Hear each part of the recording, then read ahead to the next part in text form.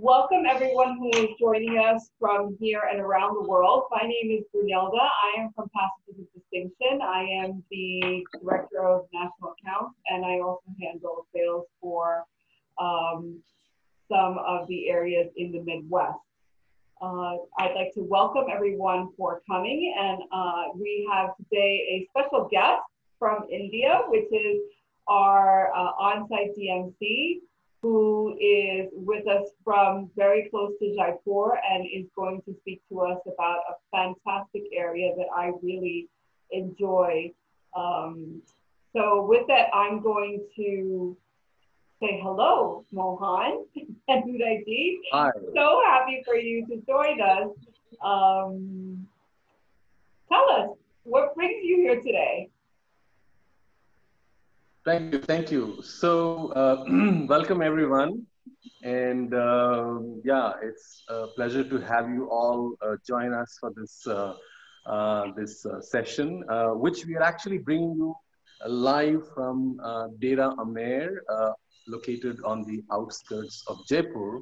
And with me is actually Udaijit Singh, who is the owner of this wonderful property. He and his family own this beautiful property located on the outskirts of Jaipur. Udaijit actually comes from a very well-known family of business people who were involved in the business of textiles, and they're related to the same business, Anokhi, which I'm sure a lot of people know. It is one of the chain of stores which sell some of the most beautiful, exquisite printed cotton fabrics, block printed cotton fabrics, and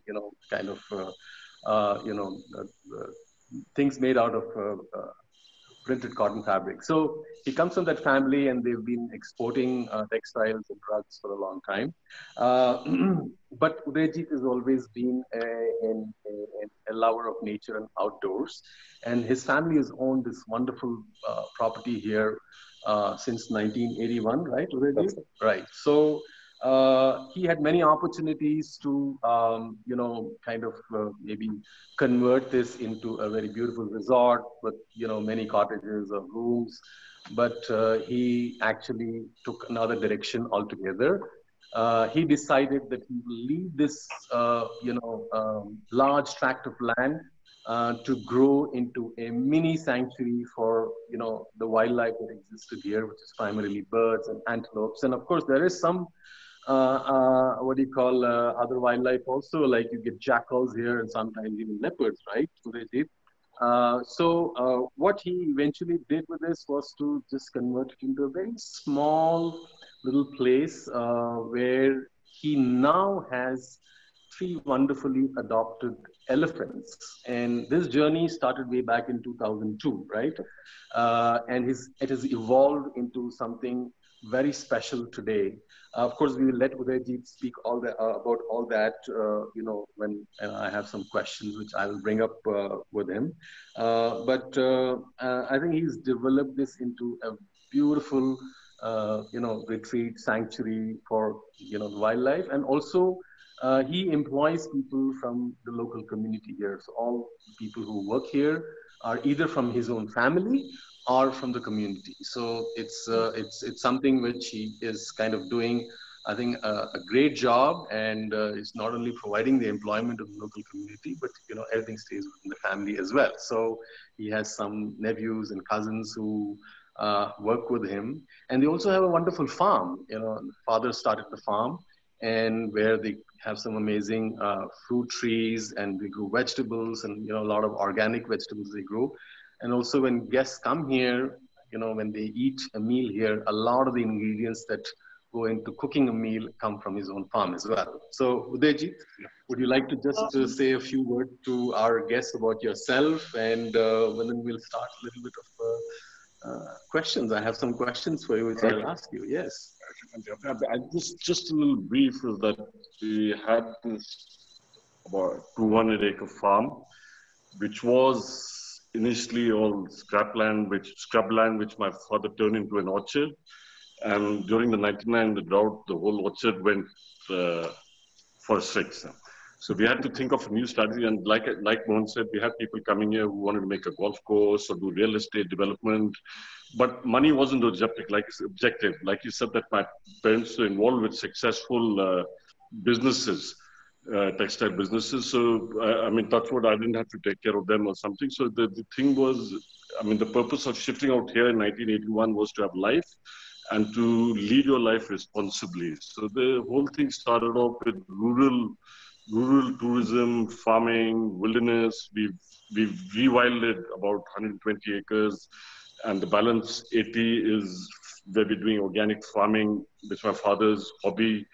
And obviously, there's regular leopards, there's hyenas, and the concept is basically to be able to preserve the living of everybody, not just me, but the animals, the staff which is deployed from the local area, the tribals, the Minas, and plus sustain. It's not about making huge profit, because like I said, if it's profit, you could have done real estate development, possibly be flying my own plane. But that was not the intention. So and the elephants came in along with the love of all the, like, I love bird watching. I love, I mean, my figuring out about the trees, plants. So elephants, camels, we have 40 cows, everything came in together. And for some time, we were doing different things with the elephants, which my perception totally changed. Like we even did rides, etc. But my perception just changed, and I just realized that it's not the thing that I wanted to do with my family members. So now they have a great life. While the elephants are obviously the biggest beings here, but for me, everything is it's about the tribal hamlets. It's about the tribals that work out here. It's about the forest, it's about the birds, it's about the farming, and the cows, the camels, my dogs. We've adopted some village dogs. They're sitting right behind. And the same way the elephants have become part of a family. And then we've learned so much over a period of time that how they're going to be happy. And this is what we propose. And obviously they have thousands of hectares of wilderness to walk around in and get the exercise and feed on, besides the sugarcane that we get for them, and besides the other besides the other straw that we grow for them, so which we grow in our own farm. So they have a great life, and they fit in perfectly with this plan that we have. And like I said, no commercial. Sorry. We have a short video to show. Do you mind if I share that with our audience so that they can get a sense of what the place looks like? That'll be great. It'll get everybody a sense of the wilderness here, because it's dark here, so we're not able to show you where we are. If you see the video, you will really know where we are standing and what the surroundings look like. Thank you.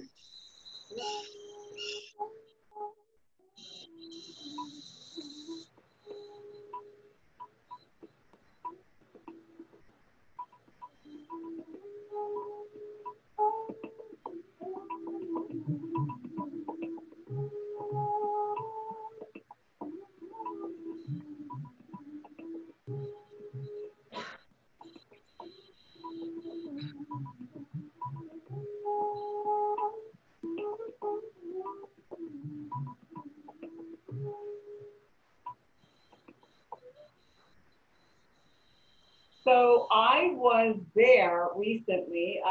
For anyone who doesn't know that, I was recently there, and I really enjoyed staying there. And I have to say, before I go on to the next part that Mohan is going to talk about, I do want to let the audience know who knows me and those that don't, that I'm very much a city person, and I love being outdoors. I love taking advantage of the outdoors. And so when I was there, I have to say that not only Udaijit, but certainly the entire staff were so involved in making this such a great experience and learning about ecotourism and learning about the importance of taking care of the environment and learning how to respect the animals that surround us. It was really, truly a highlight.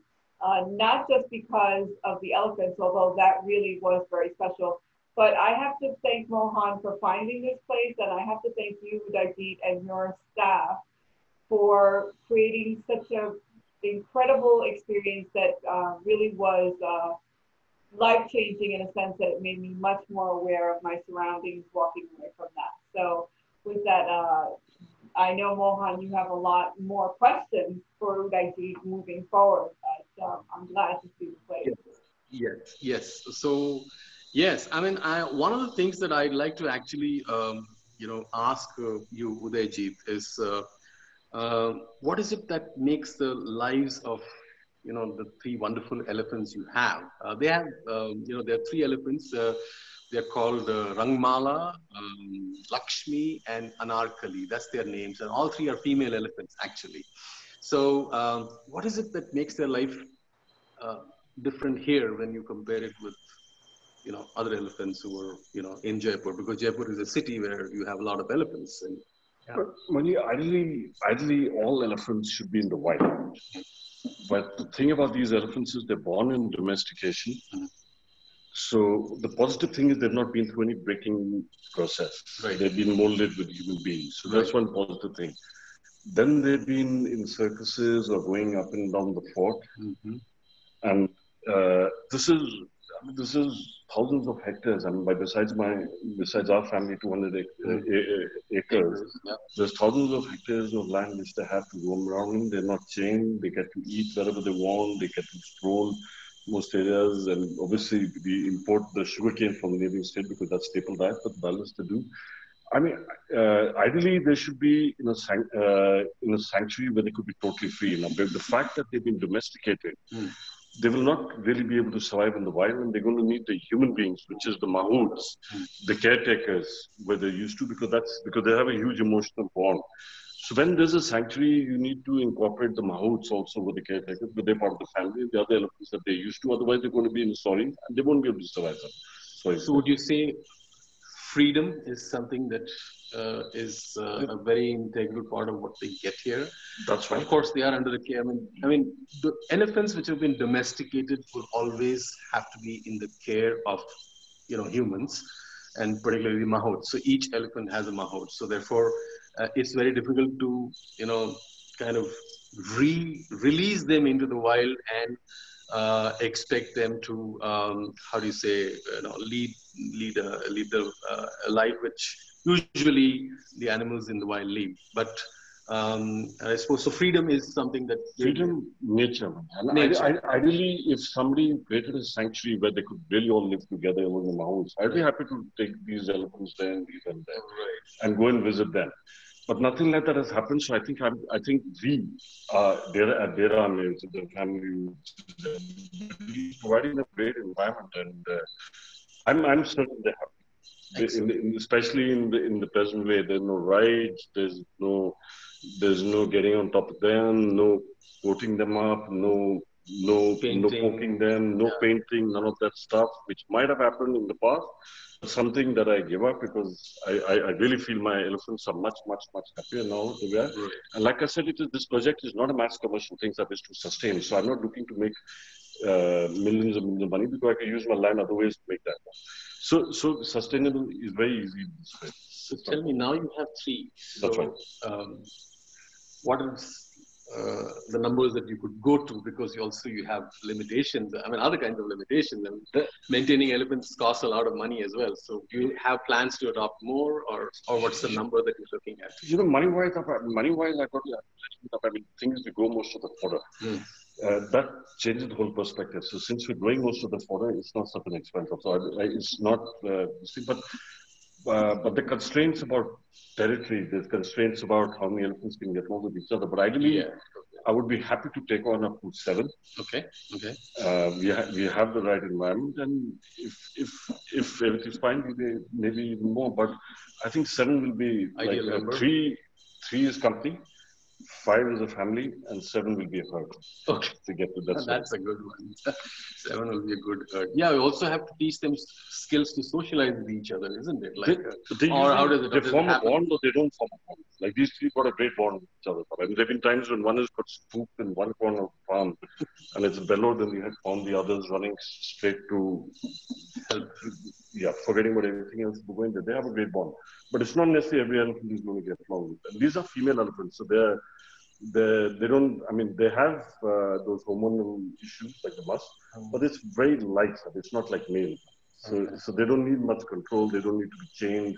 So they have a great free life out here. So did you always think about this place with elephants in mind, or is that something that happened once you kind of, It just added on, it just sort of fitted in to the whole thing about nature, farming, wilderness, wild animals, which was my passion. And obviously, other animals, I mean, specifically elephants or cows or camels, everything fits into this whole concept. Okay. Elephants is not just Dera Amer, right, because we have a lot of other stuff like hiking and tribal hamlet stuff, but they're part of a family and they're the biggest part of a family. I'm going to come to that part. So just, I also want to tell everyone that, what 2 years ago you set the camp here, or? No, it's about 3 years now that we set up the tents, which was shown in that video. Right. So if you looked at the drone video that Brunilda just showed us, you would have seen some little white spots. So those white spots are all actually tents. So Udaijit started a concept of camping for people. So people would usually come here, spend an afternoon or an evening walking with the elephants and having a meal. But he said he thought it probably could offer a little more to people to enjoy the wilderness rather than just the short time that they would come here from the city. So he started a camp here, and he has 6 really beautifully appointed tents. Unfortunately, we can't show you those tents right now because it's monsoons here, it's raining, so the tents are off. But so tell us a little bit about the camping experience and what people would do when they come here and stay, and what is an average stay, and what kind of clients that you've had so far. Just a little bit. Yeah, I get, okay, firstly about the tents, there's a pocket of 4 tents, which is, if you saw in that video, which is one valley. So you have the whole valley to yourself, and it's exclusive camping. It's only for one couple or one family. I won't mix 2 couples. And there's another 2 tents in another valley. So I can, if there's a second couple or family, I can put them there. But I won't mix one with the other. So it's exclusive. Concept is glamping. Okay. And so you have your own barbecues. You can go and have your cocktails anywhere. You can go for a trek and have it in the morning. You wake up, the elephant could be walking around. You could have breakfast with the elephant. Washing of the elephant always happens only in the morning. Okay. Scrubbing of the nails happen with it. So because that's where the sweat glands are. So the guests may get to, mostly the people who stay out here get to wash the elephant, and they can go and visit the Meena tribal hamlets. Right. You can call one of the ladies to do henna. Mm-hmm. They can go to the farm, pick up the vegetables. We'll do a barbecue and cook for them. It's all cooked live, and it's exclusively, they have a chef and a butler out there. We do jeep excursions, rural jeep excursions where we take people to a stepwell, Maji Ki Bauri. On the way, you see different things which are associated with culture, a little bit of wildlife maybe, and stuff like that. And you spend, I mean, most people are, most of the time it's people coming to Jaipur, spending 3 nights or 2 nights they do in Jaipur. And one night they come for a glamp and go after breakfast. But in recent times, I start getting people spending more and more time, 2 or 3 days, nights, and doing more things, and there's enough things you can do out there that you can go trekking. So do you think that with people now are looking to go away from crowded cities or crowded places, more into the into the wilderness? So do you think that this could be a good thing for Dera Amer to be a place where you can actually come and spend more nights here and just go to Jaipur as a day trip and come back and enjoy the wilderness? I mean, I started 3 years back, but in the last 2-3 years, before in the last year, I've had lots of people spending, we've had even people spending 5 nights or a week and going and doing the Jaipur Literature Festival from here. Oh. Because they wanted to come back to this thing, even if they came back late or something, they had the dinner, they came back, but they wanted to wake up in peace and stuff like that. And there's, like I said, it's exclusive. And I've got 3 nephews who work with me. So one of them is assigned to each family or couple that stays out here, or each guest who comes in the day, so that they can explain him the whole concept about the area, the farming, the trees, and specifically any details about the elephants if required. So they'll be always assigned without disturbing the privacy. Right. So, uh, I'm learning gonna about. show, I'm sorry, do you want me to show some, let me know when you want me to show some photos of the place during the day so that Yeah, I think we can, because since we've spoken a lot about the camp and everything. So, and then I'll, sure. a few more details to that. So, yeah, why No, don't we show some, and we can just keep, absolutely. yeah. So let me just set that up. Great, so this is, tell us what we're looking at here. So, should I point out where we are right now? Yes, please, yeah. So, take the cursor. That's where we are, right? Udaijit? We're right up here. Yeah, so that's where we are actually. You can't see, you can only see the ground a little bit where Right. you're standing behind us is the ground. So that's the ground which you see behind us, and that's where we are. Yeah. Right. And this is the entrance from where you enter, and this is the shed for the elephants here. It's like a day shelter they have, and they also have a night shelter, which is not very far from here. So they've gone back. In fact, they've gone back to their night shelter, so they're not here anymore at this But point. luckily, I've been there, so I know what I'm pointing at. Yeah, and yeah, so that's one of your exclusive. I think these are guests who stayed here. They stayed here and they went for a hike, and they said they want to have a sundown in a particular place. Okay, set it up for them. Lovely. Okay, and that's like a Evening bonfire. With a dining table, exclusive, and it's one family. That's all. Yeah, right. This is outside the tent, right? So this is outside the tent, so you can see. So Udaijit, let's just keep that picture, on for a couple of seconds. So, did I understand correctly that if you have guests who already booked one tent, you mean to say that are you keeping the other three tents vacant? Is that correct? Yeah, totally, sir. We do it as a private exclusive plan. So, okay. So I've got two sets, one or two or four. Right. In both of them, I take only one couple or one family. Okay, so that's something to how do you say? Understand that although there are 4 tents, so if you have a family which needs more than one tent, they may need 2 or 3, then it's fine. But if let's say somebody has booked one tent, then on those dates the other 3 tents are not sold. That's what exactly what you're saying? Okay, so but you charge only for one. You charge only for one. Okay, so that's real exclusive. You're not paying the price for 4, but you still have your own exclusive tent there. So yeah. That's a good question, and I loved it. This was a nice little walk here. Yeah. That's the only activity that you do now at Dera Amer, which is the walk. Feed and walk and learn about them. Yeah. Feed and walk, right? Because I was able to feed them. That's the farm. That's the farm. Why don't we just talk a little bit about the farm? Just tell our viewers what we grow there. Different kinds of vegetables, seasonal vegetables and crops as well. Right. And then fruits. The fruit trees are fruits don't do so well, but I've got some pomegranate and all these things. Okay. That's your private chef cooking your, I think it's the breakfast in this case. And Udaijit also has these ovens here. We call them the tandoors. Which is where we do all the barbecue and also make the breads. So they're all kind of done in very naturally,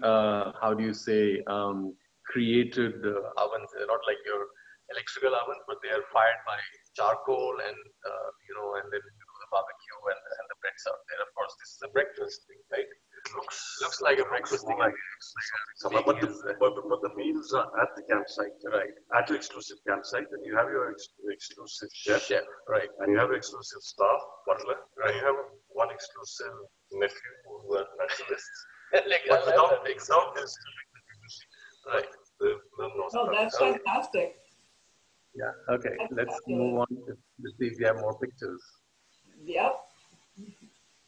Oh, that's great. That's a great photo right there. I love you recognize which one? That's Rangmala. Rangmala. Okay. Well, he knows his elephants. That's how the tents look from interiors. Anything that you want to add here? Air cooled and heated in the washroom and main tent. And in the main tent can be twin walking and running hot and cold water with a pressure pump hidden somewhere, proper with the forest essential toiletries, and it seems like a tent, but it's more like a room in canvas. Okay, lovely. And I think there's any more pictures? I believe we have one or two And more. that's all. That's it. Yeah. Okay. I think Okay. that's it. So also the furniture, why don't you talk a little bit quickly with what Oh, wait. Guram and company. Okay. These are people who actually redesigning old colonial furniture, which is actually all packed, which the English used to take for camping or for the So they're the bed for the men. So it's like the bed is there's a contour pot or there's some ashobra chair, and it's all great leather furniture on wood, polished, but all packable. Okay. That's Brunel. That's Brunel. That's me. That's That was me. not very long ago. It was a good time. September 2019. So not very long ago. Although it's going to be here next month. Yeah, it is going to be a year so fast. And that was actually, this one was a lot of fun too. This was giving the elephant water. I really fell in love with the place, and I fell in love with the elephants. I really missed them. I missed the staff. I think the whole experience was just so wonderful in that, it's very relaxed and so close to Jaipur that it was really, I loved it. I can't say enough about it. So I think I'm going to end the video, the show here as part of it. Right. Sorry, So I just have a few things to, ask you. Giving care to the elephants, it's like, when you have, let's say, a pet, a dog at home. So if you have a problem, you just drive the, pet up to the vet. How does that happen? How does that, obviously they have health needs, medical issues. But they're very hardy animals. Right. They hardly have a need, but they have need. I mean, there have been issues with Lakshmi, there have been issues with Hakali, there have been issues with Rangmana, but very rarely. We have, the thing is, the mounts also have a lot of knowledge given to them by the generation, but it's not necessarily the right knowledge because, it's not scientifically correct. Yeah. So I prefer not to use those medicines, those because I never know what they're going to do. So, but now the vets in Jaipur seem to know enough about elephants. I mean, they don't know a lot about other animals, but because of the elephants in Jaipur, which is almost 20 of them, they seem to know enough to treat them. We had an issue with Lakshmi last year, and 4 years back with Rangmala. It all sorted out with them, and they're healthy. Absolutely. They're back to full health. So it's very temporary issues and very rare issues. Right. But is the vets that you depend on? Right. Is the perception of the caretaker about? He knows a lot about what's here. He can suddenly make out. Obviously, all of us spending time can also figure out, okay, today she's, maybe got a thorn on her foot, or maybe, because of the way they haven't, how their stomach is, because of the whatever excretion or something like that. So you can figure all that out, but then for the actual advice, it's vets. I prefer to depend on vets than these age-old remedies. Because what I've also learned is that, particularly they need the soft surface to walk on, so which is something that they get here. And but for some, but they have also been outside of this place before they came and adopted here. So all those issues have you been able to kind of sort that out? Are there like particularly their nails, their sweat glands, and all back to back to the natural stuff. They spend enough time. Right. I've had now luckily for over a year. Right. But Lakshmi has been with us since 2006 and Rangmala since 2009. Right. And all their issues are now sorted out. I mean, Anarkali has a problem with the eye, but before she came here, before we adopted her, she had it. But it's in fact getting better and better now. I mean, he mentioned the name Anarkali, which is one of the elephants with whom I have actually walked about 25 kilometers on one of my, trips. We had a client who, decided that he wants to walk the elephant from Samod to back to Dera Amer as a gesture of thanks for her having come all the way to Samod, to greet our guests. So, but he had one condition: neither the elephant will not be transported in any vehicle, neither would the elephant walk on a highway. So we had to actually recce a route to go from here all the way to Samod, and we walked back with the elephants. So that's Anarkali, one of these elephants. A very, all these elephants here are amazing. They're really, and you can feel that they are actually very happy in this environment that Udaijit has provided. They're part of our family. I mean, yeah, they're part of the family. Yes, they are. I see them as closely as I see my dog at home. Yeah. We have a couple of questions from the audience. Sorry. We have a couple of questions from the audience that I'd like to address. Yes, I think I don't have any more questions as such, and unfortunately we couldn't bring this to you during the daytime because of the time difference. But but yes, that's something that we'll leave for you and your guests to come and experience this place whenever you're ready to travel. But we'll be very happy to answer any questions, any clarifications, anything that you want to know. And if you're not able to answer them now, we might even send you back an email. But yes, we are here. Great. So I'm going to answer some of these questions. I'm going to request these questions live. So the first question, which is really my fault, I did not introduce the property, although it was on the invitation. Someone asked the name of the camp and how far it is from Jaipur. So it is the Dera Amer Wilderness Camp, and it is about, am I correct that it's about 45 minutes away from Jaipur? Center of the city. From the center of the city, yes, about, you can say, 45 minutes max, yes. Yeah, yes. I think it wasn't that far when I was there. So we did have a question about were there any other points of interest culturally, which I think that the question is, what is the suggested length of stay for the wilderness camp and the culture of Jaipur? And are there any other points of interest culturally nearby that clients can take advantage of?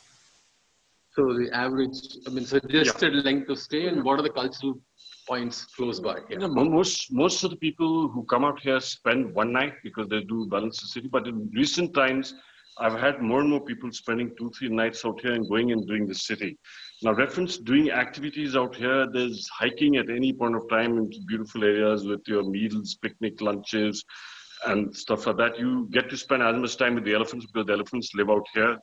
You can go to the tribal hamlet, the Meena tribal hamlet, and have a really authentic, non-cheesy commercial experience with them. You can go to the farm, and you can go and see the farming, which my father's doing with his greenhouse and drip irrigation, and pick up your vegetables. And there's good live cooking sessions. We can take people for rural jeep excursions to a step well, medieval step well.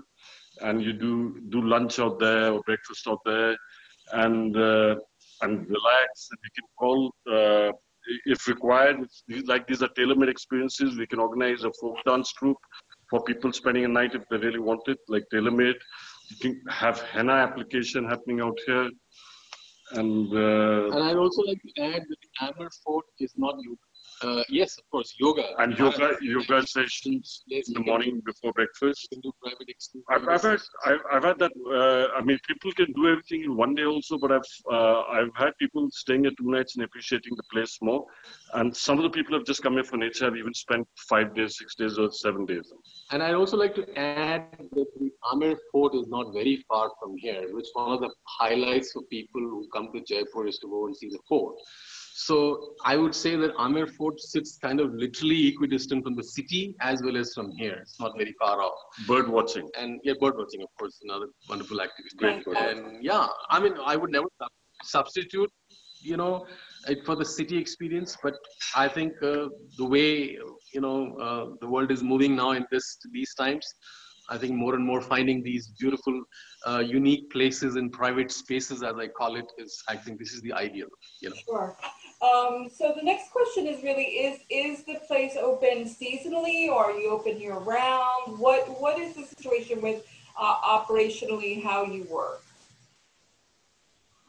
Okay. The tents operate from 1st of October right up to end of April. Mm-hmm. And reference coming here to spend to meet the elephants, the walk with the elephants, and a meal, which is most of the vegetables organic from our farm. There's meat and chicken, fresh from the market, and live barbecue at dinner with torches, etc. That that is something we closed between April 15th and July 15th because it's too hot. It's too hot for the guests. It's more importantly, it's too hot for the elephants. So that's the time when we rest the elephants because they go for early morning walks and they just come back to the shed. That's all. So does it open after July again? You open after July 15th. Just the walks are open from July to all throughout the year up to April 15th next year. So those 2 months, the walks are not happening. Camp is happening only from October to April, right? Yeah. So that's it's seasonal, yes, but we can send that in precise information as well. No problem. Oh, great. Yeah. So and I know it was a great experience. So we do have another question, which is, can clients participate in, which I know we went through, but can clients participate in bathing and taking care of the elephants? Can you let us know, refresh our memory on exactly what that whole thing takes place? So just talk a little bit about, let's say, a day with the elephant, maybe. I don't know. Just somebody staying here, right? Somebody staying here, because all the washing happens depending on the month. It happens in the morning. In extreme summer months, it's between 6:30 and 8. And extreme winter months, it goes up to about 10:30, 11 because it's too cold in the morning and the other way is too cold. So the guests staying out here would definitely get to bathe the elephant. But for the guests who come for the day visit, I'm not going to just organize a bath again. But what we need to keep doing is to cleaning the toenails of the elephants, because that's where the sweat glands are, and that the paws need to be clean all the while. So that's something we get the guests to interact in, because that can happen even 20 times, because that needs to be done. They spend time, and then you just spend natural time. You go for a walk with them, and you feed them. Feeding is something that keeps happening. If you're coming for 2 hours, you're feeding all 2 hours. You're feeding yourself, you're feeding them. I loved it. I loved it, and I can't wait to go back. So we have 2 more questions. One is, what type of ventilation and AC do you have in the tents for clients? Air conditioning. You have air conditioning and heating. Heating is oil radiators in the washroom and in I've noticed that even in the extreme winter, which is Christmas time, most people switch off the heating because even our duvets are made for -2 degrees, so you don't really need it. Cooling from October to March is actually not required, but we do have air coolers up, which are very silent air coolers, not air conditioning, but silent air coolers. So they're very effective. Great. And then our last question is, are meals included in the rates? For the rates, we know that they'll reach Mohan, but are meals included in the rates that you provide the clients? Meals. I don't. Our concept is that once the guest comes out here, doesn't open his pocket at all. Which means that even the alcoholic beverages are included. Okay. All meals, breakfast, lunch, dinner is included. All these activities that we talked about, travel, Hamlet visit, or rural jeep excursion, or if somebody wants to get a henna lady to do henna, one of the local villages to do henna, or hiking, or whatever, everything is included. You don't open your pocket. And then the only 2-3 things which you tailor-make for a guest from before is a yoga session. So that's tailor-made from before. You don't open your pocket here, this charge before. Or if you want a folk dance experience, right. Or if you want to go for a horse safari in the morning. I see. That's because I've got friends who have some horses, so we bring them and then get one of my nephews. These are privately bred horses. These are not like your commercial horses. Yeah. These are people who are riders who also play polo in Jaipur. So these are personal horses. So if anybody is interested in riding, that can be organized like a horseback riding. Tailor-made, but all charged before. But rest of the activities, everything is included. All your mineral water, tea, coffee. You don't count the mineral waters or your tea, coffee, or your soft drinks, because that's all included in this price. Including the alcohol. Including the alcohol. Yes, and including the alcohol. I did hear that. So that's phenomenal. I don't see any questions here. We had a bunch of them, and I don't have any other questions for you. I would really like to thank you both for doing this the second time. And I really just want to tell everyone in the audience that Mohan is a phenomenal partner. He's been with us for a long time, and he just really is one of the best DMCs that I've had the experience of working with. And some of you know I've worked with quite a few. And Udaijit was an absolute wonderful host who made everything so seamless and so comfortable. That I just love the experience, and I would urge anyone who has any questions to reach out to me personally or reach out to Mohan. I really loved visiting India today with you both. Thank you so much. Thank you. Thank you, Brunilda. Thank you, everyone, for being with us this morning, our evening, and we are looking forward to having you all on our next session, which is on the 2nd of September, which is with one of our another wonderful partners who is an amazing person and a yoga and exponent. She'll be talking to us about the importance of breath and the self. So please do join and register if you haven't. It's on, I think, Wednesday, 2nd of September. Thank you very much. Thank you. Thank you. Thank you, everyone. Thank you, brother.